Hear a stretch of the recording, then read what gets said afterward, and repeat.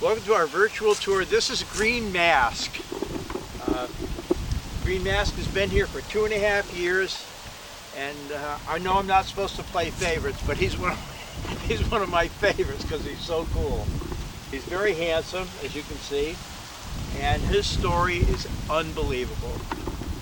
He was trained by Brad Cox, and almost 3 years ago now, he was going to be looked like the favorite for the Breeders' Cup Turf Sprint when he shattered his leg.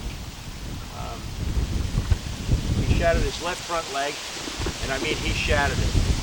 And obviously for most geldings, if they shatter their foreleg, that's the end of the deal. It's most of the time they're euthanized. But he was adored by Brad Cox and his owner, and so they sent him to Dr. Dean Richardson, who of course is famous for working on Barbaro, trying to keep Barbaro going all that time. And so I mentioned Barbaro, so he means. I'm talking about you. I'm talking about you. And so Dean Richardson got a plan and reconstructed his entire leg. He had a big metal plate in there, and he had 23 screws put in. And the fact that he was so patient, basically being on 3 legs for a year, more than a year, is just amazing. The second thing is he was sent over after his surgery to recover over at Dell Ridge, and then Dell Ridge ran into some problems because, well, they weren't problems, but they had their breeding season coming up, and they couldn't devote the kind of attention that he needed, and so they sent him to us, and I was very excited to get him. When we got him, he still required a lot of attention. And Kirsten over at Kesmark, who runs Kesmark, that fabulous rehabilitation facility in Versailles, she kept taking him over there when he needed some help. And I think he went over there, nice, very nice.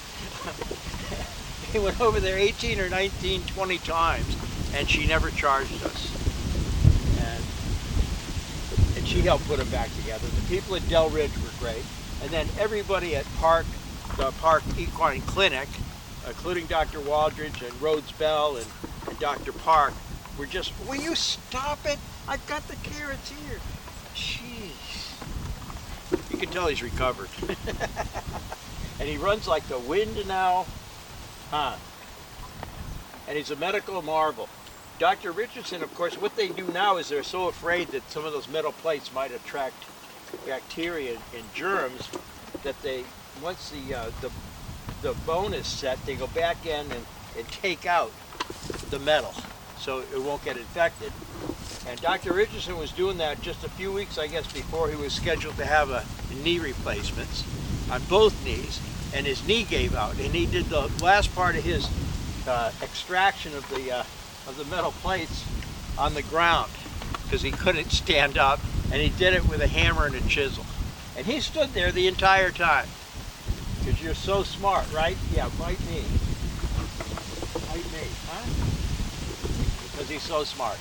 Anyway, he's, as you can see, he's just a beautiful, beautiful horse. And when it's not so hot, like later in the evening, he'll run around and play.